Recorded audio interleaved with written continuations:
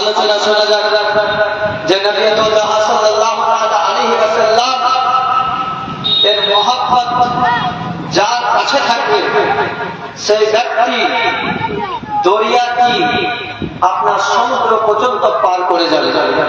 তারা মুসলমান, এই ভালোবাসার পরিচয় নবী মুস্তাফা সাল্লাল্লাহু আলাইহি ওয়াসাল্লামের সাথে কেমন ভাবে দেখা যায়।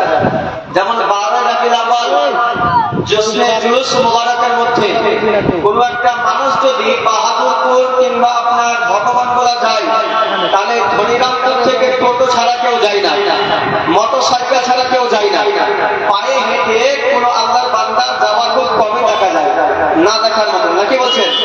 কিন্তু এই রবিউল আউয়ালের দিন জশ্নে জুলুস মুবারকে আপনাদের পদযাত্রা হয়েছিল হেঁটে, নাকি বলছেন? সেই দিনকে এতটা ভালোবাসার পরিচয় দিয়ে সুন্নি মুসলমানেরা নবী মুস্তাফার ইশকে পাগল হয়ে জশ্নে জুলুসের মধ্যে আপনার গাড়ির মধ্যে চেপে ভাই, মোটরসাইকেল চেপে ভাই, নিজের পায়ের মধ্যে হেঁটে জশ্নে জুলুসে অংশগ্রহণ করে। সুবহানাল্লাহ, সুবহানাল্লাহ। এর থেকে ভালোবাসার পরিচয় কি দেওয়া যেতে পারে?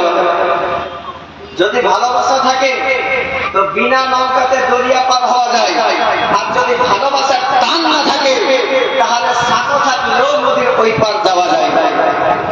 তারা মুসলমান, আমি শরীরের মধ্যে আছে নবী সাল্লাল্লাহু আলাইহি ওয়াসাল্লাম লা ইউমিনু আহাদুকুম হাত্তা আকুনা আহাদা ইলাইহি বিওয়ালিদিহি আও ওয়ালাদিহি ওয়ান নাস আজমাইন।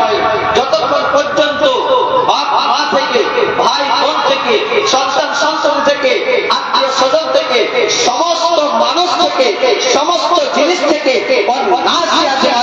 সমস্ত মানুষ থেকে আমার নবী মুস্তাফা সাল্লাল্লাহু আলাইহি ওয়াসাল্লামকে যতক্ষণ না পর্যন্ত ভালো না বাসবে ততক্ষণ পর্যন্ত পাক্কা ঈমানদার হতে পারবে না। সমস্ত জিনিস থেকে, বাপ মা ভাই বোন আত্মীয় স্বজন দুনিয়ার ধন সম্পদ সমস্ত মানুষ থেকে সর্বপ্রথমে যাকে ভালোবাসতে হবে তিনি হলেন আমার আপনার নবী, কুল কায়নাতের নবী, নবী মুস্তাফা সাল্লাল্লাহু আলাইহি ওয়াসাল্লামকে ভালোবাসতে হবে। তারা মুসলমান, নবী মুস্তাফা সাল্লাল্লাহু আলাইহি ওয়াসাল্লামকে জিজ্ঞাসা করা হলো, ইয়া রাসূলুল্লাহ, ইয়া হাবিবাল্লাহ, নবী তো ভালোবাসার কথা কোরআনে আছে, ভালোবাসার কথা হাদিস মুবারকের মধ্যে আছে, ভালোবাসার কথা আপনার ফুকাহায়ে কিতাবের মধ্যে আছে, তাফসীরের মধ্যে ভালোবাসার কথা বলা আছে। ইয়া রাসূলুল্লাহ, ইয়া হাবিবাল্লাহ, নবী গো আপনার আমার সাথে ভালোবাসা হয়ে গেল, আপনার আমার সাথে কানেকশন হয়ে গেল, আপনার আমার সাথে মহব্বত হয়ে গেল। ইয়া রাসূলুল্লাহ, ভালোবাসবো কিন্তু ভালোবাসার ফল কি পাওয়া যাবে? ভালোবাসবো কিন্তু ভালোবাসার ফল কি পাওয়া যাবে? গ্রামের মাছওয়ালা মাছ বিক্রি করতে আসে, ওর যদি 5 পয়সা লাভ না হবে মাছ বিক্রয় করতে আসবে না। যে কোনো ব্যবসায়িক একটা ব্যবসা খুলবে, আপনার যদি লাভ না হয় পরের দিন ব্যবসা বাণিজ্য বন্ধ করে আবার নেক্সট কোনো জিনিস আপনার চেষ্টা করবে। তাহলে তারা মুসলমান, ভালোবাসার কথা তো আমরা অনেক শুনে আসছি যে নবী মুস্তাফাকে ভালোবাসো, নবী মুস্তাফাকে ভালো না বাসলে ঈমানদার হওয়া যায় না, নবী মুস্তাফাকে ভালো না বাসলে আপনার পাক্কা মুসলমান হওয়া যায় না, নবী মুস্তাফাকে ভালো না বাসলে নামাজ কবুল হয় না, নবী মুস্তাফাকে ভালো না বাসলে পূর্ণাঙ্গ ঈমানদার হওয়া যায় না। তো ইয়া রাসূলুল্লাহ, ভালো তো বাসবো, ভালোবাসতে পাবোটা কি, ফায়দা কি হবে, প্রফিটটা কি হবে? তারা মুসলমান, তার নবী মুস্তাফা বলতে আছে, হে আমার উম্মতেরা তোমরা আমাকে ভালোবাসো। ইয়া রাসূলুল্লাহ, ভালোবাসার ফল কি পাবো? অবশ্যই পাবে। কি ফল? দুনিয়াতে তো পাবে, তবে সর্বশেষে যেদিন তোমার নিঃশ্বাস বন্ধ হয়ে যাবে সেই দিনকে তুমি পাবে যে কতটা ফল ভালোবাসার এখন দেখতে পাবে।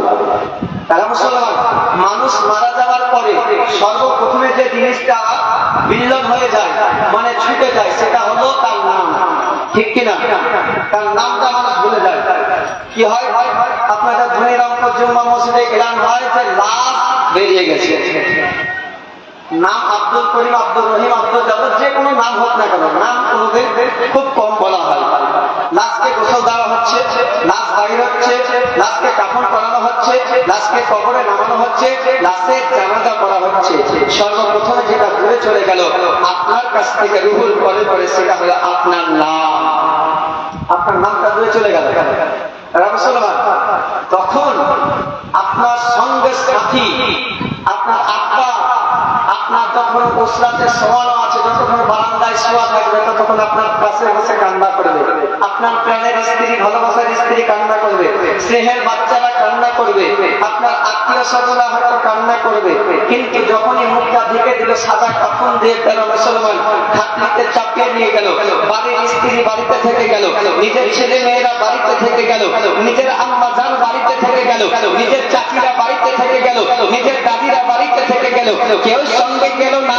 জানাজা কাহা পর্যন্ত পাড়ার প্রতিবেশীরা, আত্মীয় স্বজনরা, ছেলেরা সবাই উপস্থিত হয়ে গেল। জানাজা পড়ার পরে আস্তে আস্তে ঘুরে চলে যাচ্ছে।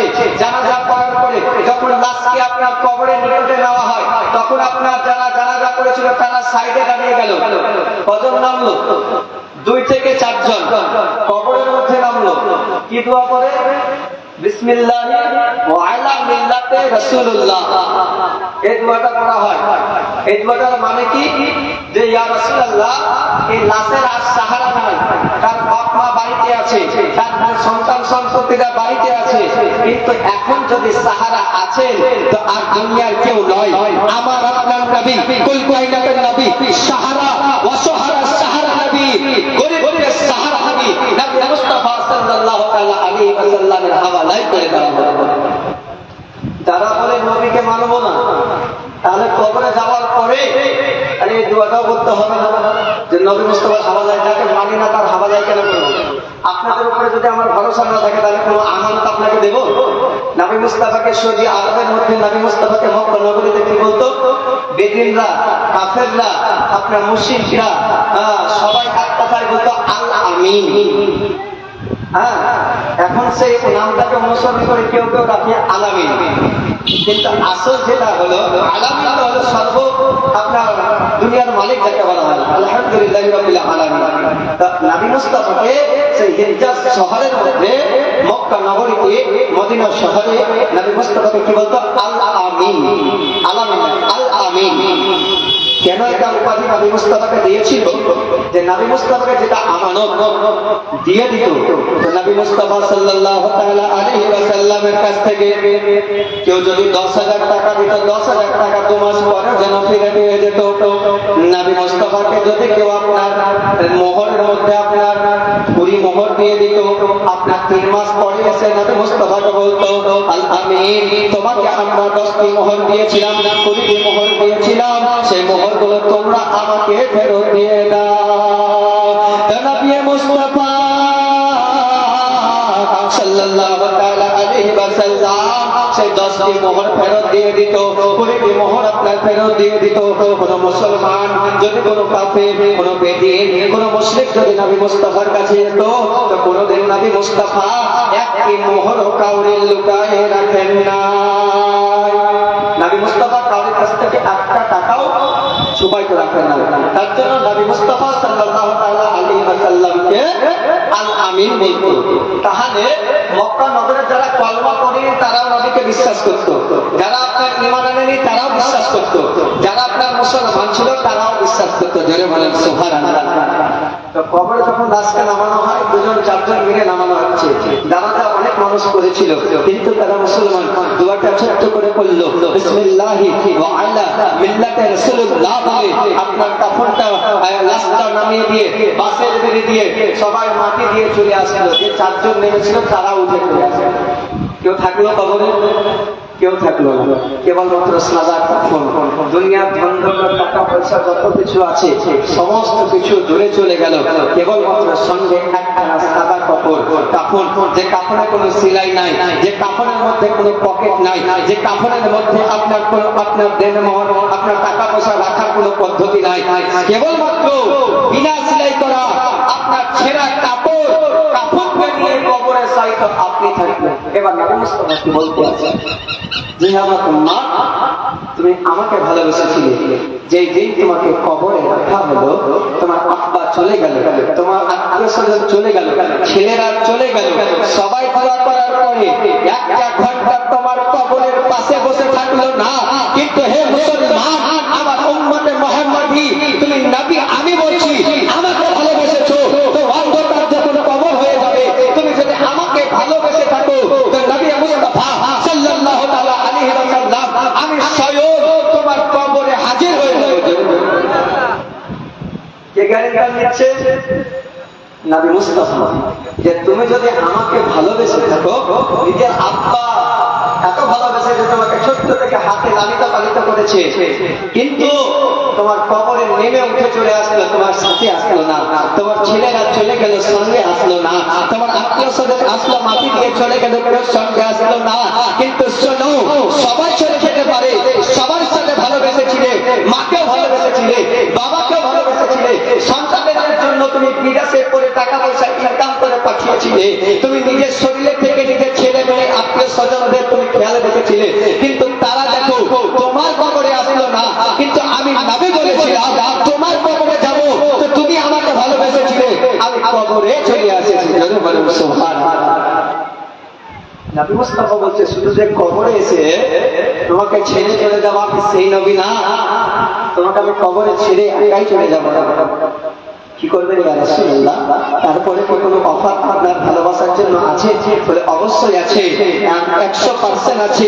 বলে ইয়া রাসূলুল্লাহ কি করবেন? বলে সবাই চলে যাবে, আমি নবী মুস্তাফা যখন আমার উম্মাহ আমার ভালোবাসার বান্দা যখন কবরের মধ্যে শায়িত থাকবে, অন্ধকার কবরকে আমি নবী মুস্তাফা হাজির হয়ে উজালা করে দেব, আমি পুলসিরাত পার করে হাউজে কাউসারের পানি পান করাবো, যখন আমার সেই ভালোবাসা উম্মতের গলার সঙ্গে যাবে আমি হাউজে কাউসারের পানি নবী মুস্তাফা পান করাবো, আমি নবী মুস্তাফা সাল্লাল্লাহু তাআলা আলাইহি ওয়াসাল্লাম অন্ধকার পুলসিরাত এমন হবে যে তারের মতো আপনার পাতলা হবে, বিলেটের চাইতেও দার হবে, সেই পুলসিরাতকে পার করাবো, আমি নবী মুস্তাফা এখান থেকে ছেড়ে দেব না, আমি নবী মুস্তাফা পুলসিরাত পার করিয়ে হাউজে কাউসারের পানি পান করিয়ে আমি নবী মুস্তাফা ওই উম্মতকে যতক্ষণ না পর্যন্ত জান্নাতে না পৌঁছে দেব, আমি নবী মুস্তাফা ততক্ষণ পর্যন্ত ওই উম্মতের কাছ থেকে দূরে যাব না।